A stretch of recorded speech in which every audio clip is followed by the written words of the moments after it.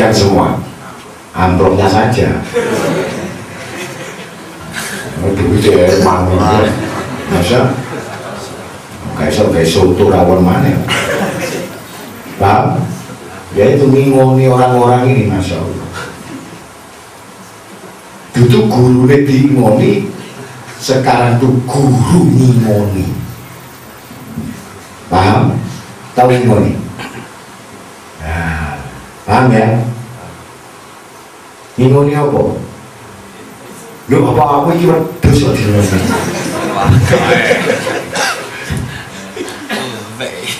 Paham ya?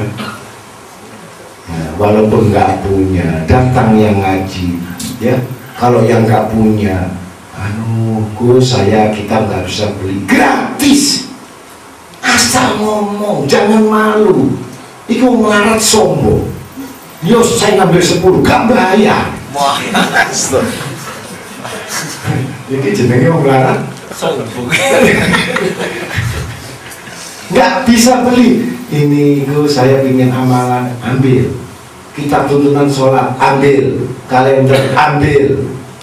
Semua ambil. Saya itu bagi-bagi. Asal jujur. Yo, lunggurin ngarep tapi gak ada duit. Masya Allah, makanya gak ada duit itu lunggurin nguri. Ojo ketoro. Masa paham ya? Betul kayak oh harap dino itu sampai untung paham ya? Nah itu yang karuan yang di belakang-belakang itu orang tahu diri, itu termasuk gak ujub, ngerti? Wedi dijanjui. Tapi sikit-sikit tapi wedi tambah temen. Allah paham ya? Pokoknya nggak berani kelihatan saya itu berarti bahaya ya, iya kan? Ada apa itu nggak berani ketemu saya? Tuh kasih duit. Kalau ketemu saya walaupun nggak punya uang, asal betul-betul benar. Saya tadi ngomong ya, kalau nggak punya ongkos, minta ongkos sama saya. Pengajian nggak ada bis, minta sama saya. Insya Allah tak suruh ke terminal.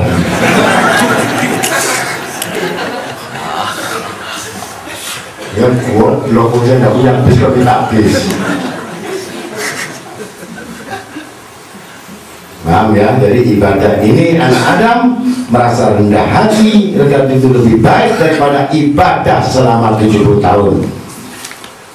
An-Rawan Asy-Sya'bi berkata, ada seorang dengan keramatnya bila berjalan dinaungi oleh awan, tapi pada satu saat ada seseorang yang ingin bernaung dalam awan itu. Orang yang keramat, kalau yang memiliki karomah itu merasa ujub, sombong dengan ilmunya, maka tidak lama kemudian awan itu tersebut berpindah kepada orang yang dihinakan tadi. Nanti ini riwayatnya, di mana itu ada seorang pelacur, ya. Jadi ini Imam Syekh ini saking mulianya, karomahnya luar biasa, sampai awan jadi payung. Akhirnya seorang pelacur tadi mengatakan, ya Allah, mudah-mudahan aku dapat barokahnya. Aku tak mendekat dia, agar supaya Allah Ta'ala mengampuni dosa-dosaku. Datang sambil nangis seorang yang hina itu. Tapi karena ilmunya tinggi, kasyaf di atas ontanya, melihat kelihatan darah, nanah, belatung, ya. Pelacur ini kalau dilihat darah, belatung, wamis, busuk, dikelilingi api. Melihat gitu, mau muntah yang namanya Syekh ini tadi. Jauh kamu, jangan dekat, kamu ahli neraka. Begitu. Menangis. Kalau gitu tambah nemen lagi saya melakukan maksiat ini.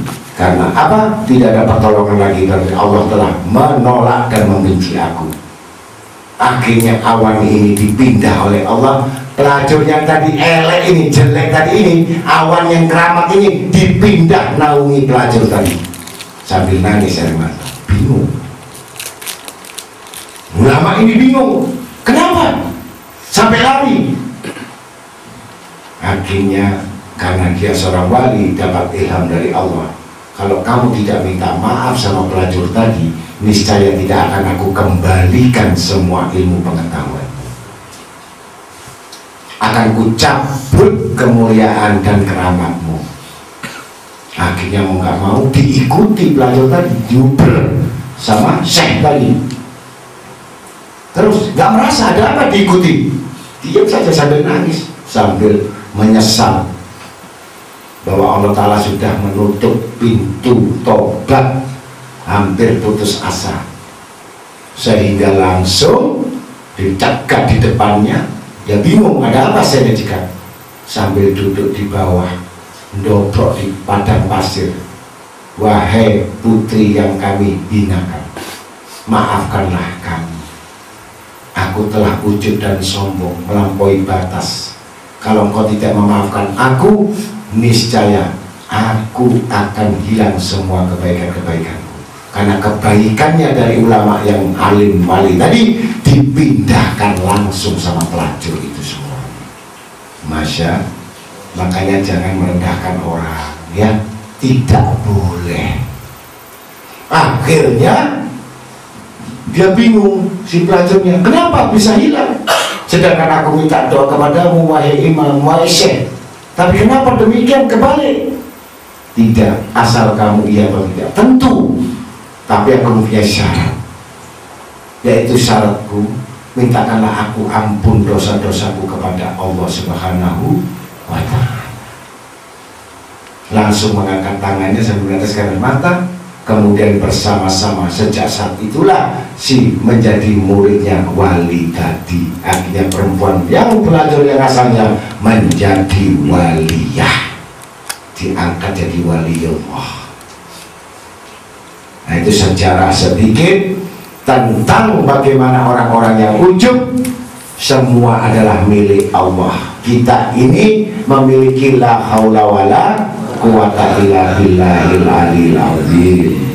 Begitu pula kisah Umar bin Abdul Aziz jika tidak berkhutbah, mau ceramah, ini khawatir akan ujub, maka ia berpikir dan menghentikan khutbahnya, dan bila menulis karena takut ujub, ia robek tulisannya untuk menghilangkan sifat ujubnya sambil berdoa, Allahumma inni a'udzubika min syarri nafsi. Mudah-mudahan dicatat itu. Kalau hilangkan sombong, sifat ujub, pamer, doa ini, Allahumma inni a'udzubika min syarri nafsi. Ya Allah, aku berlindung dari kejahatan pada diriku dan nafsuku. Jadi orang-orang yang ujub itu karena hawa nafsu. Jadi mudah-mudahan kita semuanya yang duduk di majelis ini dengan nasihat yang sedikit ini bisa manfaat, ya, bisa beramal dunia dan akhirat. Karena Siti Aisyah radhiyallahu anha ketika ditanya oleh seseorang, kapankah aku mengetahui bahwa diriku itu telah berbuat baik? Maka dijawab oleh Siti Aisyah radhiyallahu anha, apabila kamu merasa belum baik. Dan kapankah aku mengetahui bahwa aku jelek atau buruk? Dijawab, jika kamu merasa dirimu baik dalam beribadah tetapi tidak menggunakan syariatnya yang digandaki dan menimbulkan ujub sombong diri. Jadi keselamatannya apabila kamu merasa belum baik. Dan kapankah aku mengetahui bahwa aku jelek? Dijawab, jika kamu merasa dirimu baik dalam bentuk beribadah dari yang lain tetapi tidak menggunakan syariat-syariatnya, yaitu akhlak Nabi Muhammad SAW, maka itulah termasuk ujub. An-Rawah Muttalib bin Abdullah berkata, bila saya tidur semalam lalu pagi-pagi bangun merasa menyesal, itu lebih baik daripada aku bangun malam lalu aku ujub dan pamer pada pagi harinya. Diulangi, ingat-ingat. Riwayat Mutarrib bin Abdullah radhiyallahu anhu berkata, apabila saya tidur semalam lalu pagi-pagi bangun merasa menyesal, itu lebih baik daripada aku bangun malam lalu aku ujub pada pagi harinya. Jadi udah sembahyang tahajud, udah sembahyang fajar, sudah baca surat Yasin 41 kali, merasa lebih baik dari orang lain, itu lebih baik orang yang tidak sholat malam tetapi pagi harinya dia menyesal kepada Allah. Ya Allah, aku tadi malam tidak berzikir, aku tadi malam tidak bertasbih, tadi malam aku tidak beristighfar, maka aku menyesal ya Allah. Itu lebih baik daripada orang yang ibadah yang satu malam. Ingat-ingat ya. Jadi orang yang selalu menyesali apapun kesalahannya itu dan dia beristighfar kepada Allah, terutama sholat habis sholat subuh jangan ditinggalkan sayyidul istighfar.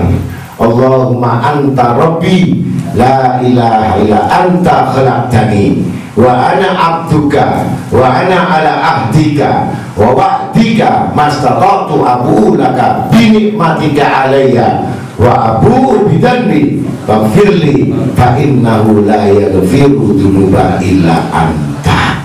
7 kali dan menandakan menyesal semua siang hari itu, tidak pernah menambahkan amal, tidak pernah menambahkan ibadah, tidak pernah menambahkan ilmu, tidak pernah menambahkan kebaikan, tetapi ya Allah, aku ini terus menerus dalam hari dan detik selalu berkhianat kepada Engkau, baik mata yang suka nonton TV, baik mulut yang tidak pernah berzikir, kemudian jalan kami suka keluar tidak beribadah, maka itulah dosa-dosaku ya Allah. Bahkan hatiku menjadi buruk karena dosa-dosaku. Maka dengan sayyidul istighfar, insya Allah kita diampuni dosa itu 1 hari. Man lazimu istighfar, siapa yang melazimkan istighfar, dikit-dikit astagfirullah, dikit-dikit astagfirullah, itu adalah tandanya adalah orang yang baik. Kalau mulutnya nggak pernah beristighfar, itu tanda-tandanya orang yang buruk. Begitu sedikit, dia mengatakan, mengucapkan 10 kali astagfirullahaladzim. Khawatir tadi kalimat kata-katanya sama. 5 lagi kalimat keluar, tertawa lagi, dia mengatakan astagfirullahaladzim. Kalau sudah yang demikian, maka orang yang melazimkan istighfar mendapatkan kecintaan Allah Subhanahu wa ta'ala dan menghilangkan ujub. Banyak-banyak beristighfar. Nabi 70 sampai 100 kali 1 hari. Kalau kita habis sholat cuma berapa? 15 kali. Itu pun kalau kita nggak langsung doa. Kalau langsung doa bisa 3 kali, 15 kali. Maka sambil tidur, barang siapa yang mau tidur membaca istighfar astaghfirullahaladzim alladzi la ilaha illa huwal hayyul qayyum wa atubu ilaih 3 kali, walaupun dosanya penuh langit dan bumi, Allah tidak peduli lagi dosa-dosa itu sebelum tidur. Kemudian apalagi kalau istighfar astaghfirullahaladzim li wali walidayya wa ashabil huquqil wajibati alayya wa rijamil muslimin wal muslimat wal mu'minin wal mu'minat al hayyul awwal. 3 kali sebelum tidur, dosa orang tua kita diampuni, dosa orang muslim kenangan kita diampuni, dosa yang kita aniaya diampuni oleh Allah Ta'ala. Maka di situ 3 kali sebelum kita tidur, insya Allah. Ya, ada satu ulama mengatakan, kenapa tidak ditambah saja astagfirullahaladzim li walidayya, ya, wali masayyihina lashabina.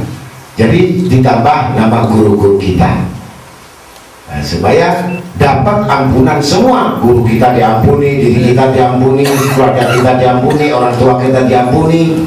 Yang pernah kita aniaya, Allah pun mengampuni kita. Ya, janganlah kamu tidur, kamu harus ingat siapa yang kamu aniaya. Jangan kamu tidur, kamu harus ingat dosa-dosamu. Terus kamu tadi yang kamu aniaya siapa? Yang kamu benci siapa? Yang kamu rasain siapa? Ingat, khawatir kalau tidur mati, dosamu belum diampuni. Jadi sampai kaum muslimin dan muslimat, mudah-mudahan itu sedikit kita menghilangkan sifat-sifat ujub. Artinya lawan katanya rendah hati, tawadu. Barang siapa yang tawadu pasti dicintai Allah dan dapat ridhonya Allah. Amin.